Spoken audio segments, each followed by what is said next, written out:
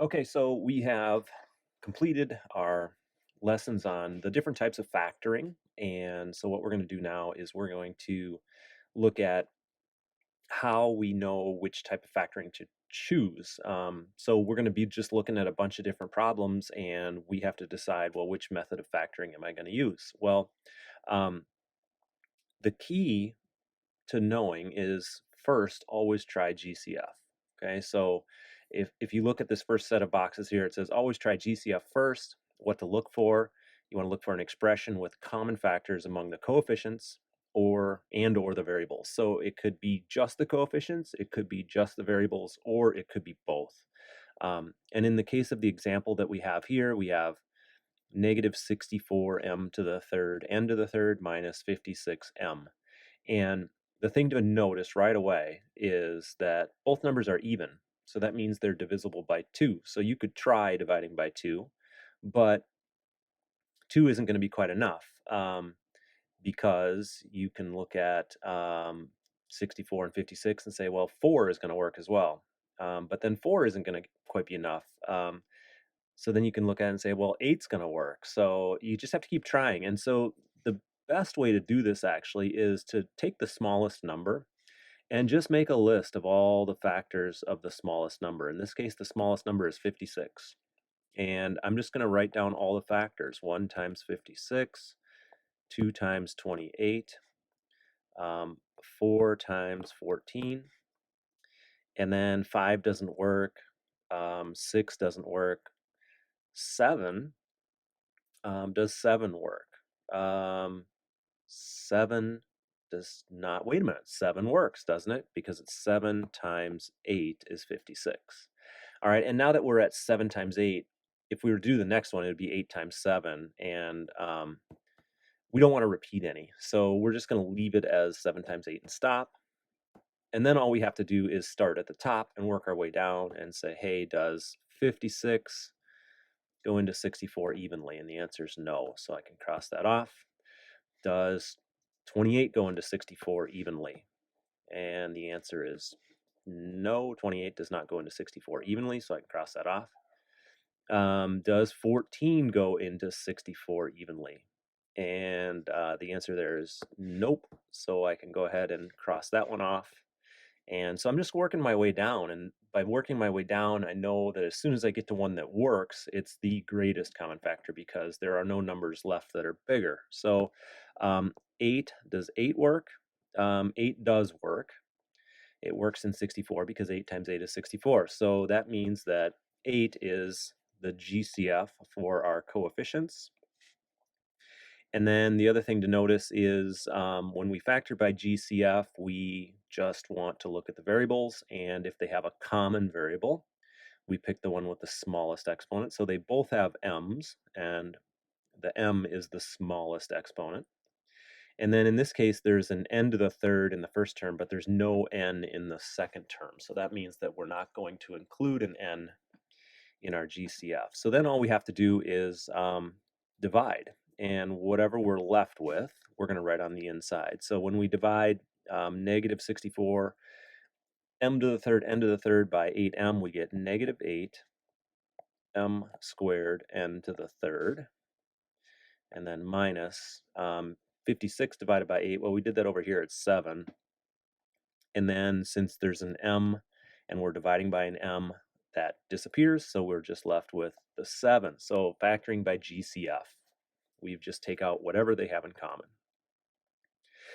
All right, and then the key thing to do is look at what's left and say, can I possibly factor that using some other method? And the answer in this case is no, because they don't have anything in common. There's no squares, there's no perfect cubes. There's no trinomial with a equal to 1 or a greater than 1. So there's no way I can factor this expression any further. So I know that it's factored completely. All right. So once you try GCF, then you have a whole bunch of different options for methods that you can use to factor. And the first method that we learned about was where we had a trinomial where a is equal to 1. And when it says a is equal to 1, it just means that the coefficient in front of the first the squared term, actually. The coefficient in front of the squared term is, there isn't a number there because it's a 1. But if you look at this example, 3n squared minus 27n plus 54, there's a 3 there. So a lot of you would maybe look at this and say, hey, I can't factor this when a is equal to 1 because there's a 3 there.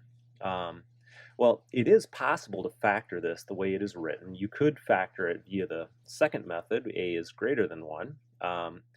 So there are two different ways you can factor this thing, but to factor it completely, what we would want to do first is factor by GCF. And our GCF in this case is just a 3, because I know that 3 obviously goes into 3, but then it also goes into 27 and it goes into 54. So I can rewrite this as 3 times n squared minus 9n plus 16. Not 16, 18. All right. And now I need to look at this and say, can I factor that trinomial that's left? Because a is equal to 1, we have 1n squared, right? Even though we don't write the 1 there. We need to think about, can I factor this? So can I find two numbers that multiply to 18, but then add to negative 9? And well, the answer we can find by just looking at the factors of 18, 1 and 18, 2 and 9, 3 and 6. And so what we want to look for in this case is two numbers that add to 9, in this case negative 9, and the 3 and 6 are going to work, but we just need to make them negative. So we've just factored that completely now by GCF first, and then by factoring with a equal to 1. All right, so that was the first method we learned after GCF. The second method was when we had a trinomial where a is greater than 1. And sorry, I needed some coffee. When a is greater than 1, in this case, we look at this and we can see, hey, there's a 5 there. 5 and 7 and 24 don't have any numbers in common, so I know I'm not going to be able to factor anything out via GCF, but they all have x's. And if they all have x's, I know I can factor out an x. So I'm going to factor out an x, and so I have 5x squared minus 7x minus 24. Okay, so this is now a trinomial with a greater than 1. And whenever we have a trinomial with a greater than 1, we want to try to factor it via that method. And so I know that I'm going to try to find two binomials.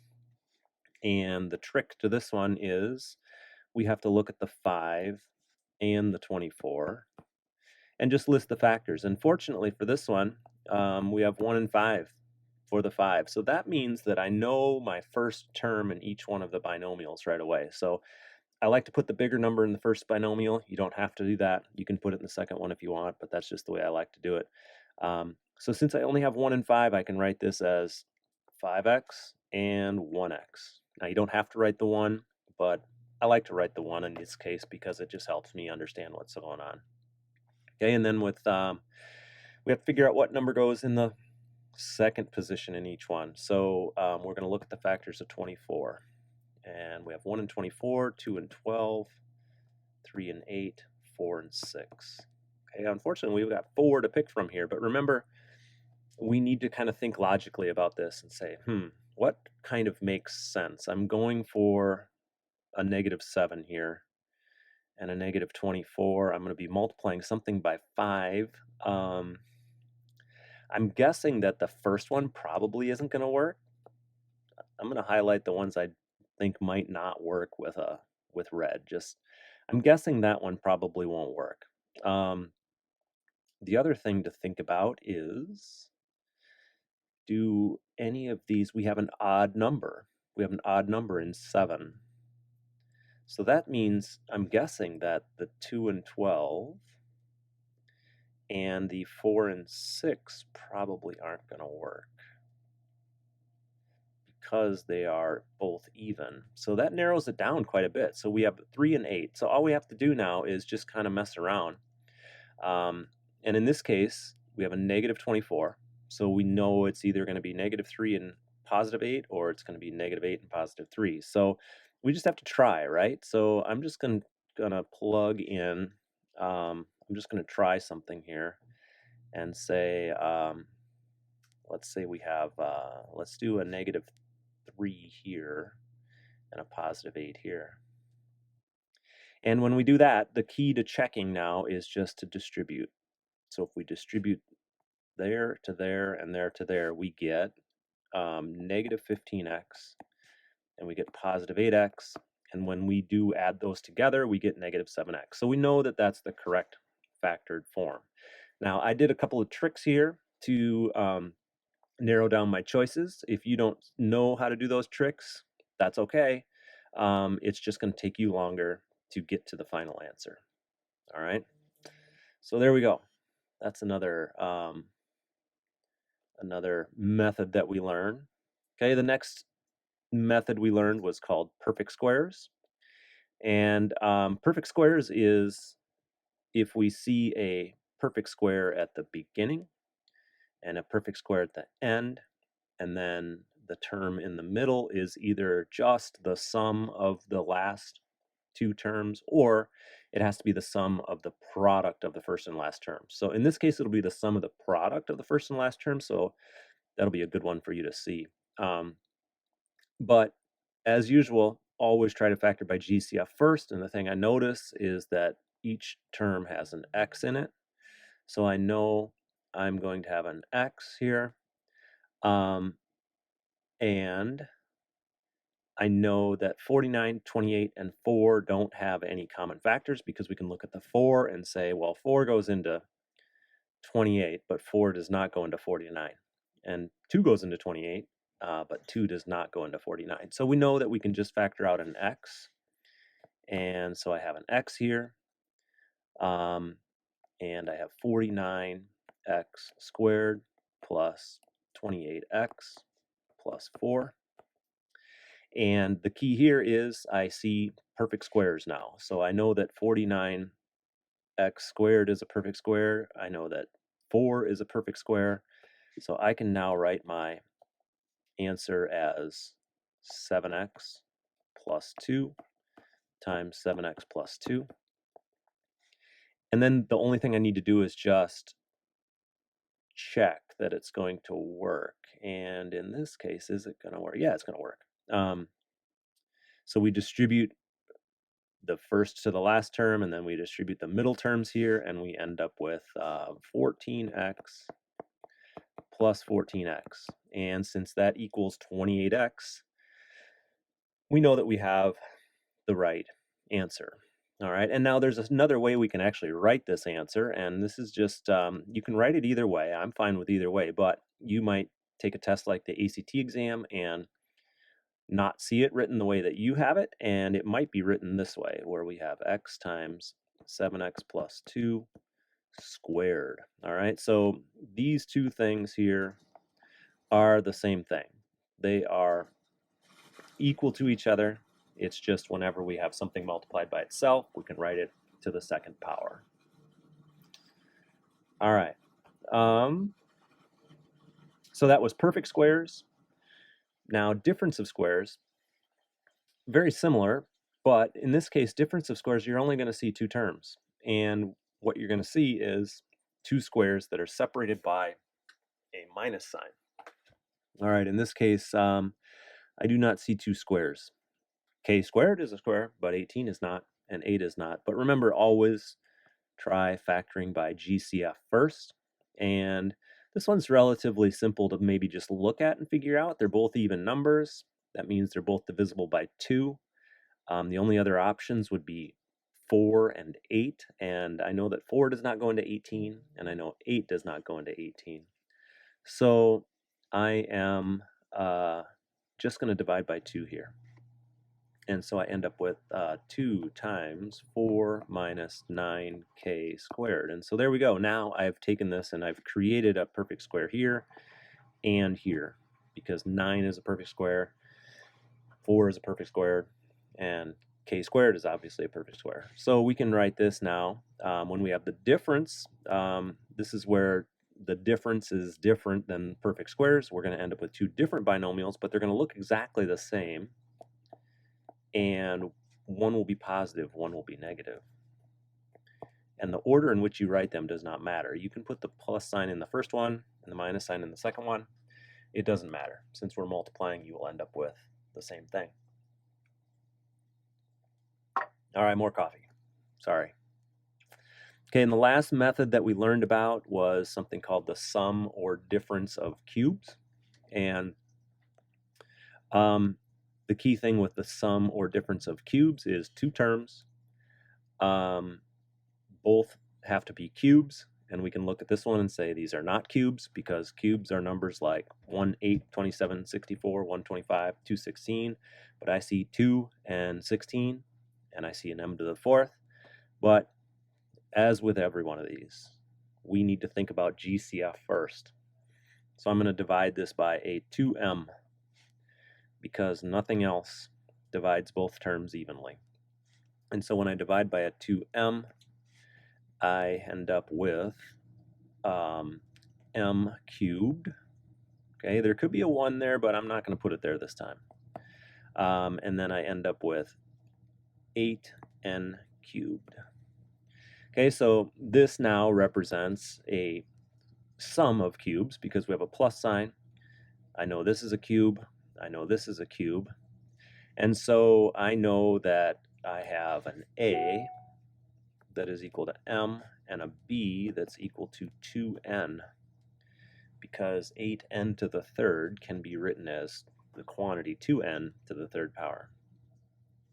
All right, and so this is the one that's a little bit tricky because we just have to memorize this thing. We have to memorize the whole idea of a, b, and then we have a squared, ab, b squared.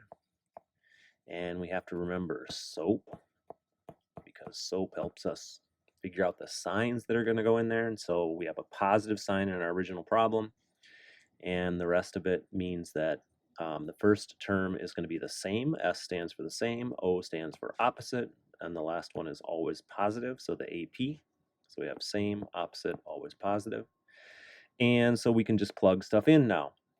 So our A is M, our B is 2N. And one thing we don't want to forget is we don't want to forget that 2M. So I'm going to write it out in front. Okay, so we have M plus 2N. Ooh, the M's and N's are starting to sound the same. Okay, so then we have M squared minus, we just want to multiply M and 2N together. So I'm just going to write that as 2MN for Minnesota. And then the last term is B squared. B is 2N, so if I square that, I get 4N squared. Okay, so it's quite a bit, but that is the factored form of that expression there. All right, so we are doing this type of review right now because you're going to have a little test this week. And the questions on the test are going to be a little different than what you've seen in the past. There's going to be more questions that say like, show me, or use this. The thing I want to find out is, can you do this if they're done in a little different form? And so the questions are going to look a little different. Now, the questions on this review are very similar. So this is all about, technically, can you figure out what method to use to be able to factor these? Whereas the test is going to have some questions that are more focused, I guess. All right, so you could need to do these problems. There's several just questions in here in the beginning, and then there's just a whole bunch of problems that you can work on. And each one of these ones up from the top are actually down in there somewhere. So we've got them started. Actually, I did them for you. So if you can find them, you won't have to do them. But yeah, so if you have any questions, let me know. Otherwise, this will help you prepare for the test.